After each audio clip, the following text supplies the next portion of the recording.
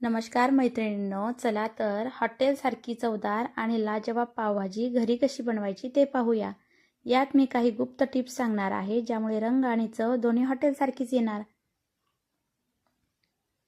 चला तर त्यासाठी मी काही भाज्या घेतलेल्या आहेत. इथे 3 बटाटे घेतलेले आहेत आणि त्याच्यावरच्या साली काढून घेतलेल्या आहेत आणि कट करून घेतलेले आहेत. 1 पाव फुलगोबी आहेत. इथे अशा प्रमाणात तुम्ही कट करून घ्यायची आहेत. आणि 3 शिमला मिरच्या आहेत, त्यासुद्धा व्यवस्थित कट करून घेतलेल्या आहेत. इथे पावसाळा असल्यामुळे मला मटार भेटले नाही. पावभाजी मसाला आहे, 10 ते 15 लसणाच्या पाकळ्या, 1 इंच आलं, 1 चम्मच जिरे, 1 चम्मच हळद, चवीप्रमाणे मीठ आणि 2 ते 3 चम्मच लाल तिखट आहे, 2 टोमॅटो, 3 कांदे, थोडी कोथिंबीर आहे कट केलेली, साजूक गावरान तूप आणि पावभाजीसोबत लागणारे पाव आहेत. चला तर इथे आपण भाज्या व्यवस्थित स्वच्छ धुवून घ्यायच्या आहे. भाज्या मी व्यवस्थित मिक्स केल्या आणि स्वच्छ धुवून घेतलेल्या आहेत. आता कुकरमध्ये पाणी थोडंच ॲड करायचं आहे. कमी पाण्यामध्येच ह्या भाज्या शिजवून घ्यायच्या आहे. कारण पाणी कमी वापरलं तर ह्या भाज्या व्यवस्थित शिजतात, जास्त गाळ होत नाही आणि भाज्यांची चव टिकून राहते. चला तर चवीप्रमाणे इथे मीठ ॲड करायचं आहे आणि ह्या भाज्या शिजवून घ्यायच्या आहे.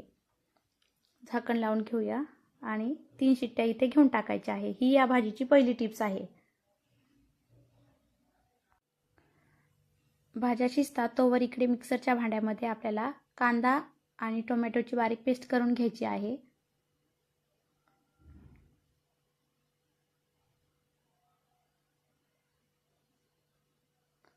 बघू शकतात अशा प्रकारे तुम्हाला बारीक पेस्ट करून घ्यायची आहे. आणि त्याच मिक्सरच्या भांड्यामध्ये आलं लसूणसुद्धा पेस्ट करून घ्यायचे आहे.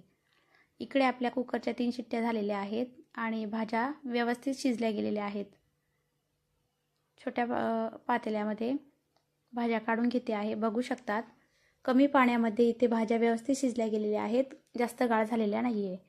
या भाजीची दुसरी टिप्स आहे की भाज्या जेव्हा गरम असतात तेव्हा त्या मॅश करून घ्यायच्या. भाज्या गरम असतात तेव्हा त्या व्यवस्थित मॅश होतात, एकदम गाळ शिजल्या जातात, मॅश होतात. चला तर भाज्या मॅश करून झाल्या. इकडे आपण भाजीला आता फोडणी देऊन घेऊया. कढईमध्ये मी 3 ते 4 उबळी तेल घेतलेलं आहे. तेल तापलं की त्यामध्ये लगेच जिरं ॲड करायचं. जिरं छान तडतडलं की आलं लसणाची पेस्ट आहे ती इथे ॲड करायची आहे. तुम्ही आलं लसणाची पेस्ट जास्त वापरू शकतात. त्यामुळे काय होतं की मसाल्याला चव जी आहे ती छान येते. बघू शकता इथे मसाला आपल्या अद्रक लसण जे आहे ते व्यवस्थित लाल कलर आलेला आहे त्याला.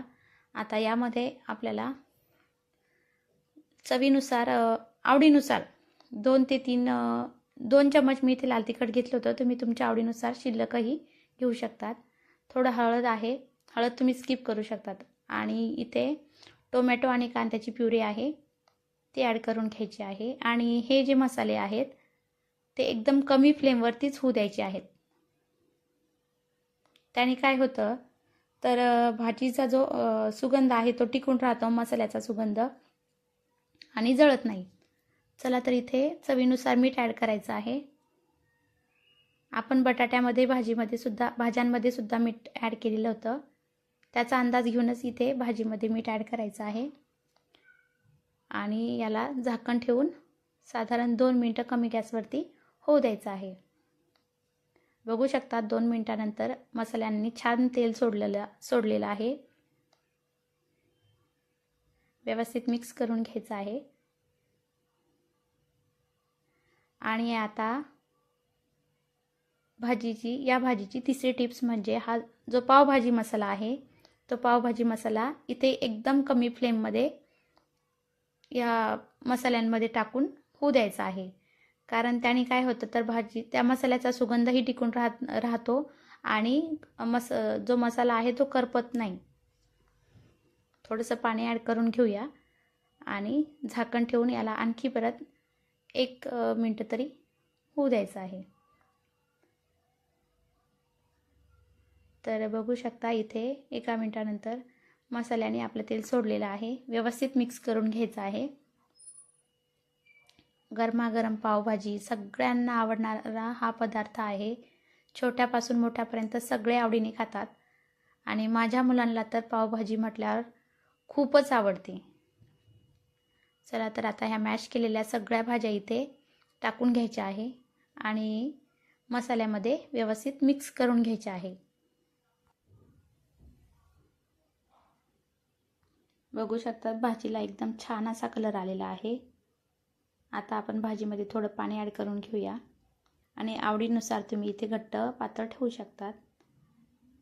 आणि थोडंसं कमी वाटलं मीठ म्हणून आणखी परत टाकलं.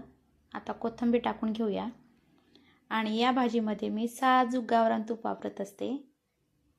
याने काय होतं तर भाजीची जी चव आहे ती दुप्पट होते आणि भाजीला चव एकदम भन्नाट येते. चला तर अशा प्रकारे भाजी आता आपली इथे तयार आहे. भाजी थोडी कमी फ्लेमवरती 4-5 मिनटं इथे उकळून घ्यायची आहे. एवढीच घट्ट इथे भाजी ठेवायची आहे. आणि अशा प्रकारे हॉटेलसारखी चवदार आणि लाजवाब पावभाजी आता इथे आपली बनून तयार आहे आणि कलरही भन्नाट आलेला आहे बरं का. चला तर आता पावची तयारी करून घेऊया. तव्यावरती मी साजूक गावरान तूप घेतलेलं आहे. बटर इथे वापरलेलं नाही. त्यामध्ये थोडं लाल तिखट घेतलेलं आहे. तुम्ही पावभाजी मसालासुद्धा वापरू शकतात. आणि पाव मी मधून कट केलेले होते अशा प्रकारे. ते आता दोन्ही साईडने आपल्याला शेकून घ्यायचे आहे. व्यवस्थित याला तूप मसाला लागलं पाहिजे. आणि वरतूनसुद्धा मी ते साजूक गावरान तूपच वापरत आहे. बघू शकतात. वरतूनही लावून घ्यायचं आणि दोन्ही साईडने इथे लालसर असे पाव आपले शेकून घ्यायचे आहेत. आता या पावाला आणखी परत आलटूल घेतलं की त्यावरती थोडी मी पावभाजी वापरते. थोडं कोथिंबीर आणि आणखी परत साजूक गावरान तूप घालायचं. याला व्यवस्थित लावून घ्यायचं आणि हे पाठीमागून उलटे करून आणखी परत शेकून घ्यायचे आहे. तर अशा प्रकारे इथे आपले मस्का पाव तयार आहे आणि खायलाही सुद्धा अप्रतिम लागतात बरं का. एक वेळ तुम्ही हे पाव अशा प्रकारे नक्की भाजून ट्राय करून बघा. तर इथे हॉटेलसारखी चवदार आणि लाजवाब पावभाजी बनून तयार आहे. सोबतच मस्का पाव आहेत. तर अशाच वेगवेगळ्या रेसिपीजसाठी आणि टिप्ससाठी माझ्या चॅनलला नक्की सबस्क्राईब करा आणि कमेंट बॉक्समध्ये कमेंट करा.